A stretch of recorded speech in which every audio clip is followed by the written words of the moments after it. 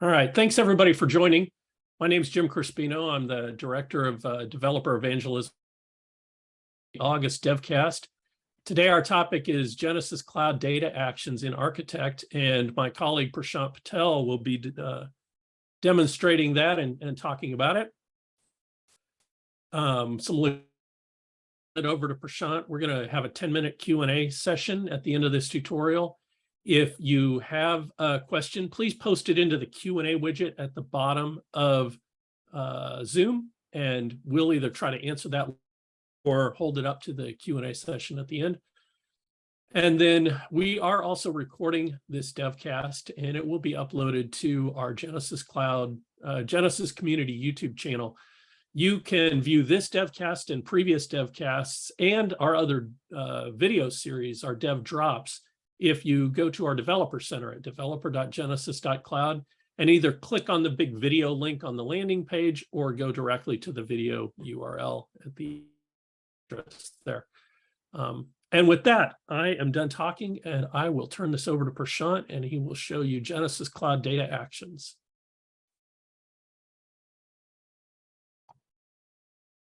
Thank you, Jim. Can everybody hear me all right? So essentially, on the data actions. So we all know and love our architect flows. We know we can create automated, predictable processes to help our customers have a great user experience. To help the incredible flows become more powerful, we add data actions. And what data actions can do is allow you to connect with the Genesys Cloud API, not just the Genesys Cloud API, but you can also connect to Salesforce API, AWS, and then web services as well. Today, we'll talk about connecting to a simple Genesys Cloud API call. And to do that, what we'll do first is start with a demo. So what I've done is created a short architect flow, which what this does is, and I'll go over here real quick, is it connects to a bot initially, which will have a knowledge-based bot, which will answer questions. And then once we're done with that, it'll go on to the data action call from there. And so here's our data action that we'll be connecting to today. And with that, we're going to start a chat.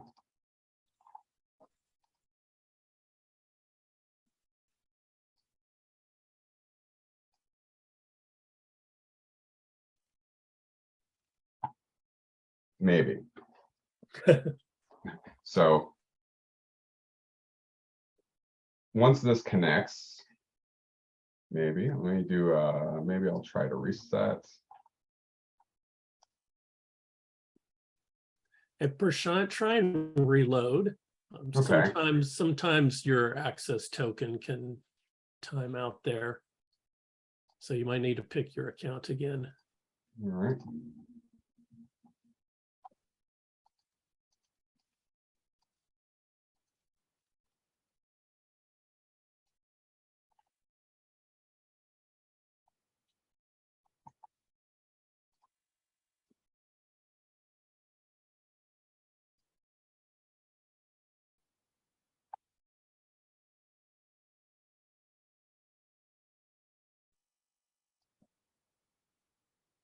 All right. All right. So as we can see, the chat flow has connected to the bot, and we're starting that session. I'll ask one question to the bot.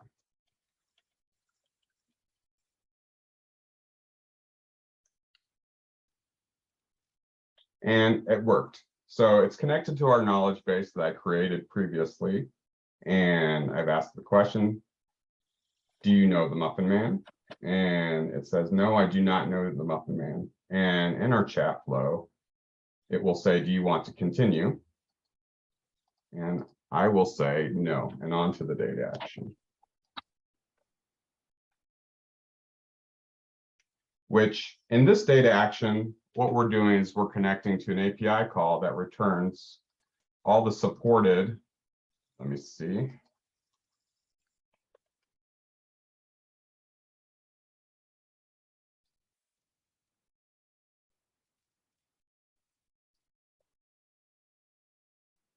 Oh, that's wrong.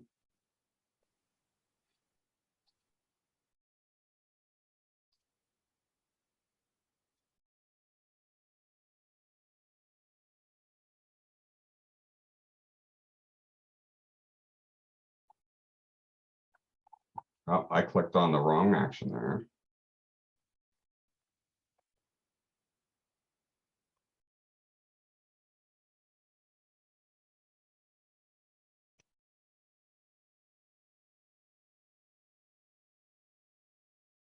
All the supported content in your messaging application. So what happens is in this data action, the contract says, return all the entities within that data action. And I'll go ahead and show you the output that we've done on our test. This is the entire possibility of information that we can return from that particular API call. But with this example, what I've done is I've configured to return all the entity IDs and the entity names.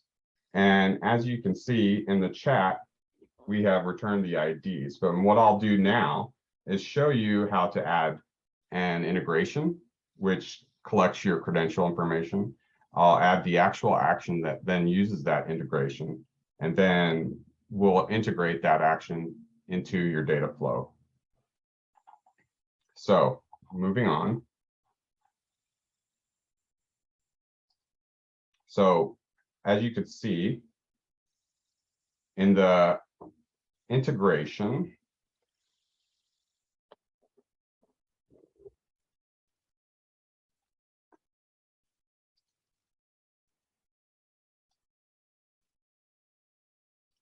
the integration itself is simple. The configuration, all it does is take credential information, which I'll show you how to add now.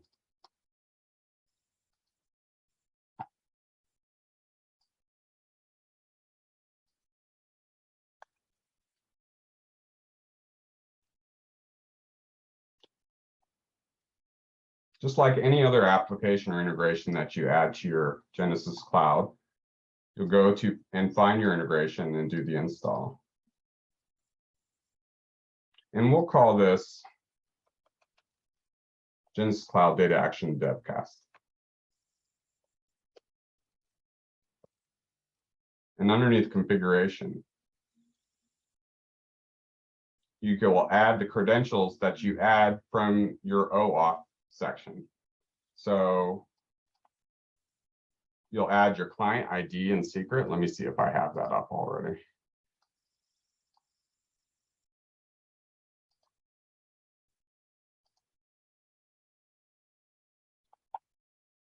Maybe not.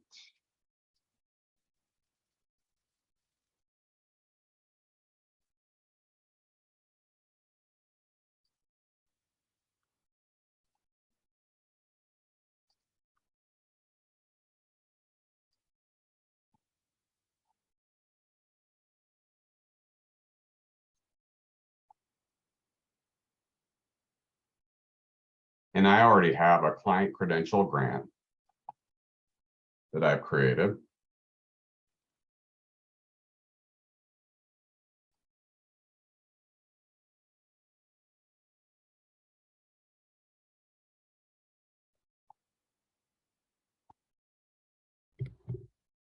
Save, and it's configured.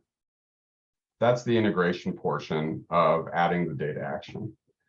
And so moving on, now I'll use my existing one just because I know that works. But I'll go ahead and show how to add the data action itself.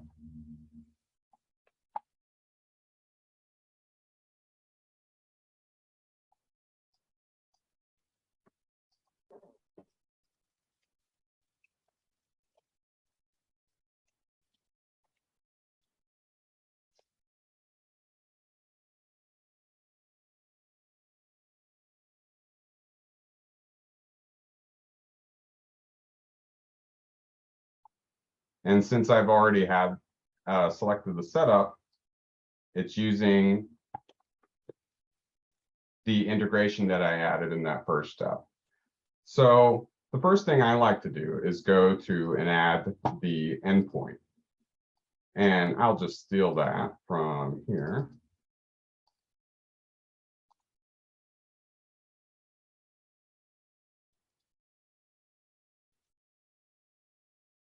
And then this is the key to this particular call, is adding the schema here. Now you have two options when adding. You can either go through and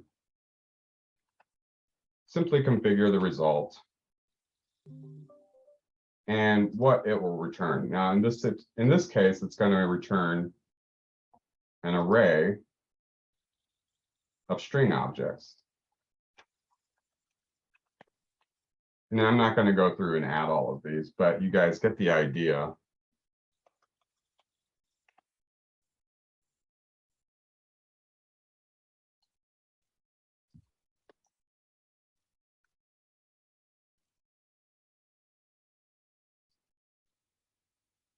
And it's as simple as that.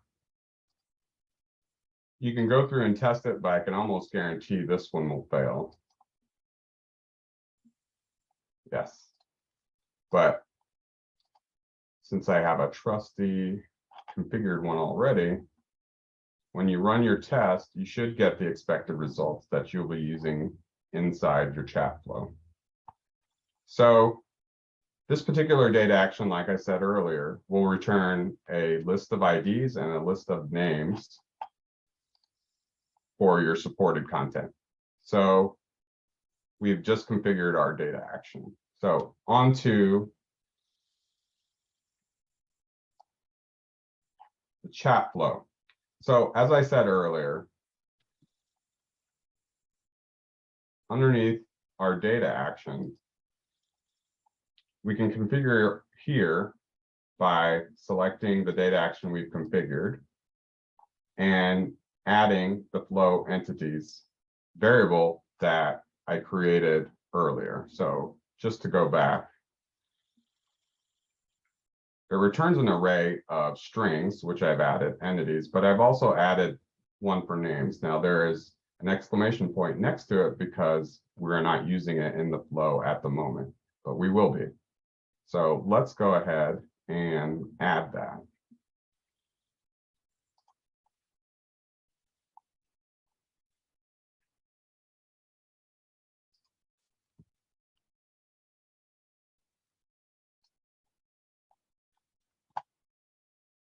And the nice thing is it allows you to select the data action that you configured.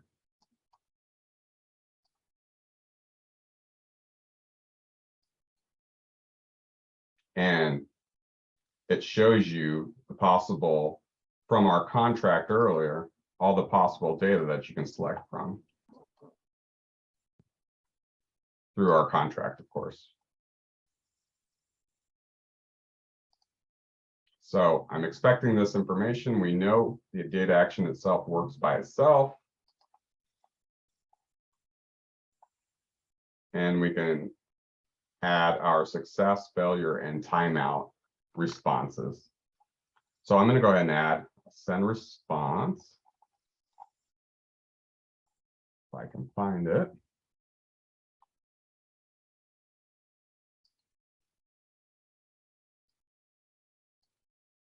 There it is.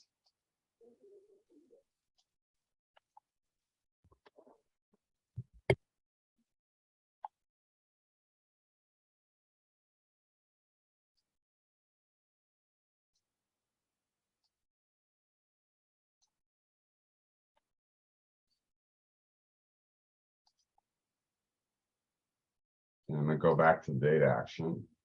And so when on success, you can configure how your flow reacts to those particular scenarios. And since we already in our previous data action call in our flow added the IDs, I'm going to go ahead and select no value. Maybe. And I'm going to select the variable, which is flow names.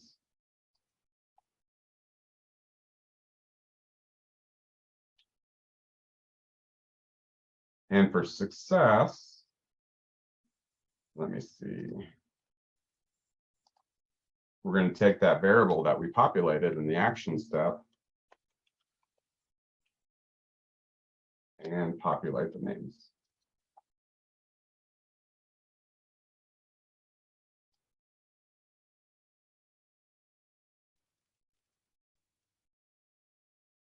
And it does not like that. It's not valid.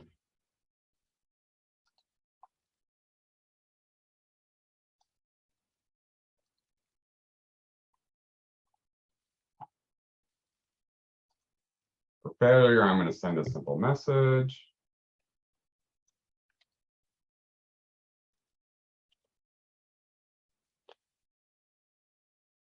And for send response, same. And I'm going to move transfer to ACD down to the second action. Otherwise, the second call data action will fail or not be called. So that's it on that. Let's validate and cross our fingers.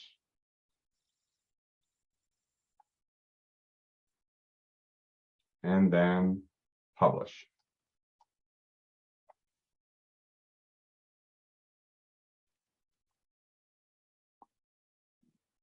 So we should be good to go on our bot, or on our flow rather. And so I'm going to repopulate and run a test. Let me close this.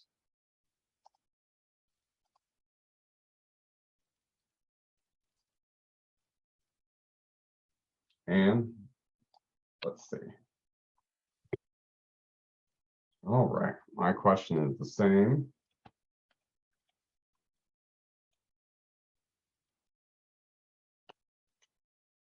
Again, no. Would you like to continue? I say no. And there's our return that we expected, JSM content profile and default, which is expected from our results. And that is running a data action. Now, as I said earlier, you are able to connect to AWS. We facilitate those data actions. You're able to do web services, which should be your own custom data actions. And that is data actions to your architect flow. Very simple, very easy, and a very powerful tool that you can use to add data to your user experience. So with that,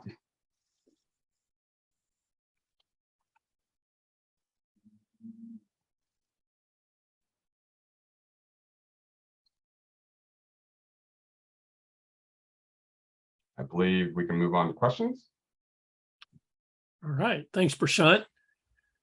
So if anybody has any questions, please use the Q&A widget at the bottom of Zoom to post your question in, and Prashant or myself will try and answer that. If it's Prashant, you showed, while we're waiting for questions to come in, you showed a data action to call the knowledge APIs, which is something you have been working on just as a side gig, but really any Genesys Cloud API that you might want to call can be called, correct? Yes, yes. So yes, we can go to anything within, and how I did the data action for the supported contact is all I did was go to our developer center and went into the API Explorer, and the first API call that I attempted to make was users.me, and certain things you can't do because users.me is basically for if you have a code credentials login. And what that means is the user actually has to do a login and that information is stored. And the error that I was getting was there is no user information stored for this login or something like that. And so that was actually, you'll run into things like that where the API within Genesys running off of a data action may not have the things that you need at the moment. But we do a search for supported content.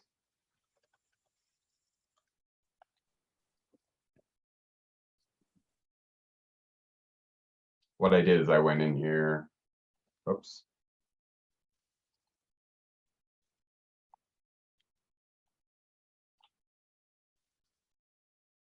Whenever I'm using the API Explorer, I'll go in and make sure it's what I expected. And then I'll run the call. I mean, it's easy enough to go to the API call that you want.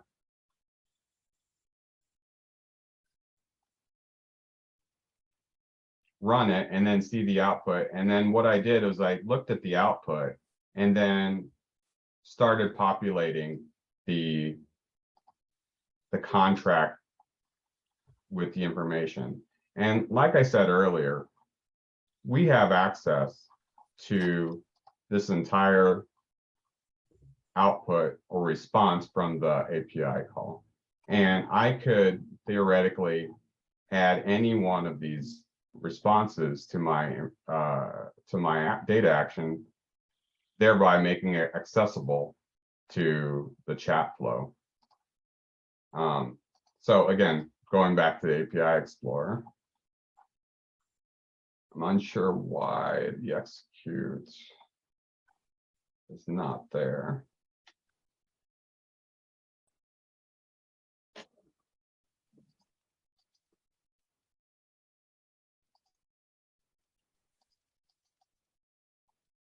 Oh.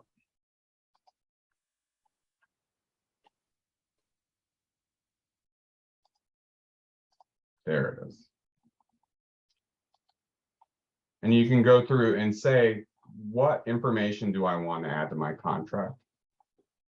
And I can imagine anything from analytics to user information to transcripts to anything really that we offer from our vast REST API to be used by our partners to deliver to our customers. And so that's basically the process I used in creating this data action. Yeah. Go ahead. Yeah, so thanks for that, Prashant. So I know I have seen come across in some of the forums and stuff, some common use cases to call the Genesys Cloud API from Architect would be to get maybe estimated wait time on a queue, maybe to call the callback API to schedule a callback straight from the Architect flow, like have a bot collect the caller's number, the date they want to be called back, etc. And that then you can use that as input to call the callback API to schedule a callback at a future time for that caller.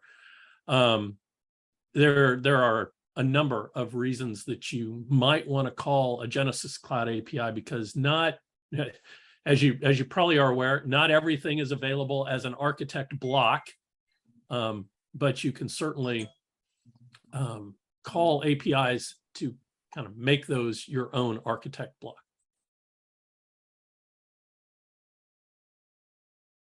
All right, we do have a question. So I don't know who asked this. It's an anonymous attendee. It says, what is the max limit of data actions per minute? I know the default is set to 900 per minute, but this is configurable. Could you provide a max possible value? I don't know. I honestly don't know. That would be a good question to post into the developer forum for what the maximum is. There may not be a theoretical maximum. We probably have a configurable quota limit on that. just as a fair use policy. As Genesys is a SaaS platform, we don't want any one customer overutilizing services that might affect other customers. So we do put quota limits on things. The other thing to be considerate of there is Prashant, can you share your screen again? Yes. Of the developer center, because this will be valuable information when you're calling Genesys APIs. Almost all of our APIs have some kind of limit on them. So if you could, Prashant, if you just bring up that suggest what was the API you were making, the API call. Okay. Yep. Scroll up a bit to where the top of that API is talked about. Okay. Under operation information, if you expand that section, not only will it tell you the permissions and required scopes that are necessary to make that. So that's an important thing. The client credentials OAuth client that you are using to make these API requests has to have a role assigned that has the permission to make that API call. And then below that, Prashant, is the resource limits. And most of our APIs have some kind of maximum requests per minute dictated here. So like in this case, it's 300. Most of our APIs default to 300 per minute. So even if there's a theoretical max on the data actions that can be requested, you might run into on that OAuth client. That OAuth client can only make so many of that API request per minute. So it may not be the data action that's limiting you. It may be on the API itself. So we have had other partners request the limit increase, and in certain cases we can do that, but that's handled through was it the global service desk, I believe. Yeah, a customer care can increase quota limits if there is a valid business case to do so. It's not a common thing that we do. More often than not, the defaults are over generous. Most customers would never get to the limit, and if they do, they're probably using the wrong API or doing something wrong. But if there is a valid business case, if your call volumes are so like sky high that you need those raised, you can always contact Genesys customer care and discuss that with them. So we're going on a little thread here. So the same question is to continue on with that. We're being asked, these are per token limit, and correct. Yes, it's per OAuth token. So a client credentials grant OAuth client that gets a token has these limits. And the question is, can you use multiple tokens with a single OAuth client? No. So they think of that as a Genesys user logging in. A client credentials OAuth client is essentially a non-human user. That user logs in and will get an access token. If you were to re-request that, you would get the same OAuth token, access token back that was granted to you previously. So and until it expires. Once it expires, you would get a new token. So you can't request multiple access tokens per OAuth client. The next question is, are there upcoming added features for call data actions or action? I think, the more we add to our feature set for our REST API, that's how those features are added. I think, in other words, every time we add functionality to our Genesys Cloud REST API, then those are the features that get added. I think most recently, to my knowledge, it was things like pausing current conversations and phone calls.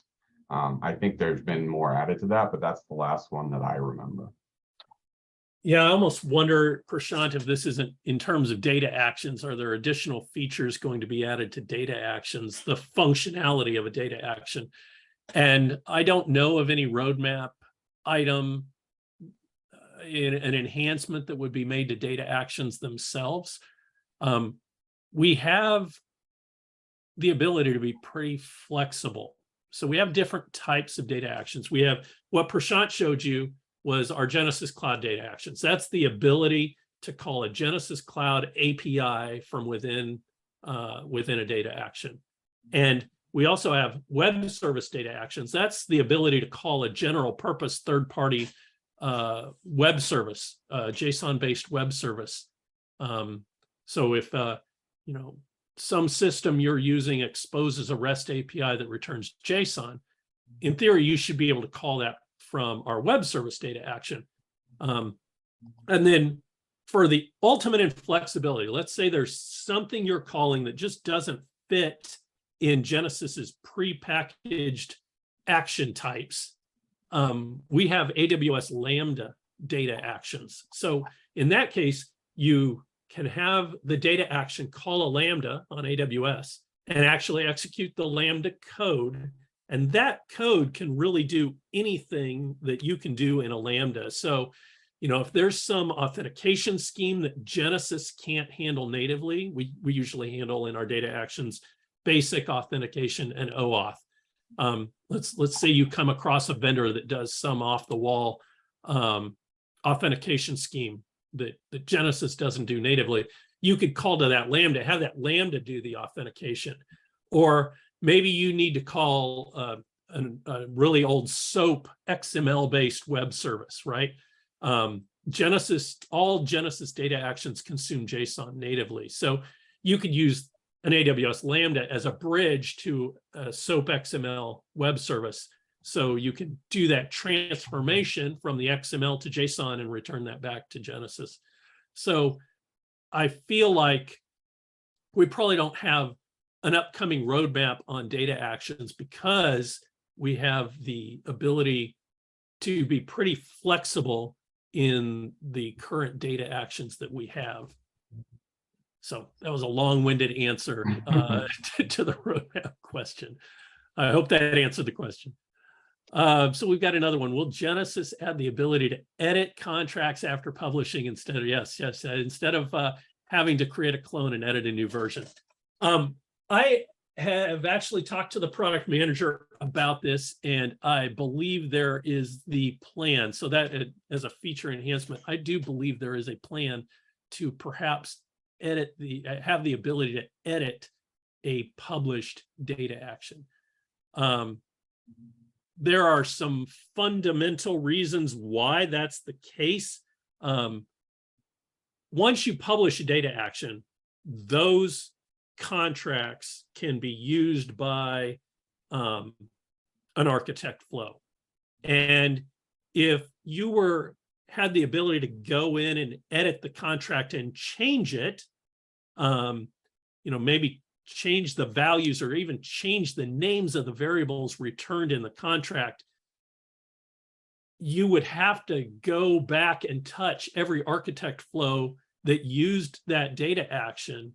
And there's not a good way to do that where I put a data action in staging, go change all the architect flows, and then press a button to say, all right, make this happen in production right now. So that's the reason once you publish it, it is locked down. There's no ability to go change it because we don't want to break all the production flows that are they're actively being used. So that's why you have to clone and make a new copy of a data action. I know it's a hassle. Like I said, there is talks of maybe adding that capability.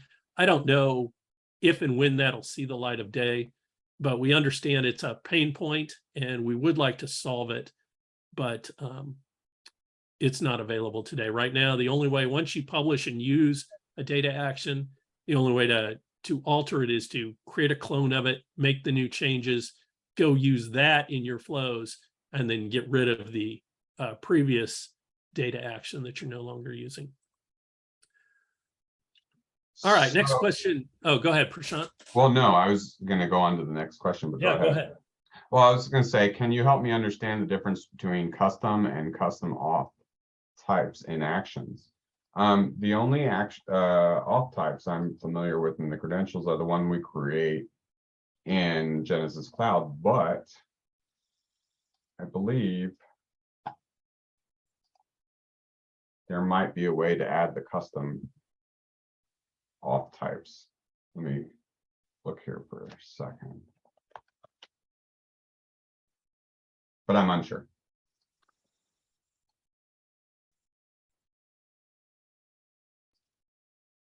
Oh, maximum number of integrations. Yeah, we're up against the limit on our org that we have. We install far too many integrations and play around with stuff. And, you know, as far as that custom auth, it's, you know, I said we support basic auth and OAuth 2 in our data actions. We do support the ability to specify a custom auth. You can send a key and a value. Honestly, I've never used that. If I've ever had to do anything kind of outside the scope of a normal HTTP request, I have always opted to just go to Lambda and do that myself. Just because that puts me more in control, and I don't have to be limited by the ways that Genesys may have implemented some kind of custom auth scheme. So I feel like the custom auth scheme is probably just a way to pass a key and a value in an HTTP header, and probably nothing more than that. We had another question about EWT. So how can we get the EWT value for a call in queue with specific skill requirement? The default EWT calculated on the queue does not provide EWT for a specified target queue plus skill. You are right. The EWT API does not take into account skills right now that I'm aware of. And I don't have a good way. I don't have a good way for you to get that. Genesys is going to calculate EWT for a conversation in a queue. It will factor in the agents that are available and the skills that are assigned to them, but you can't specifically request EWT for a specific skill via the API. That's kind of baked into the routing and what routing returns for that EWT value. There's no way to get to the underlying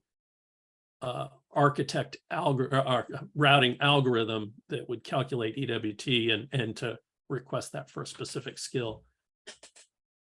I see where that would be valuable. I'm not saying it's not a valuable request. I just don't know of a way to get to that today.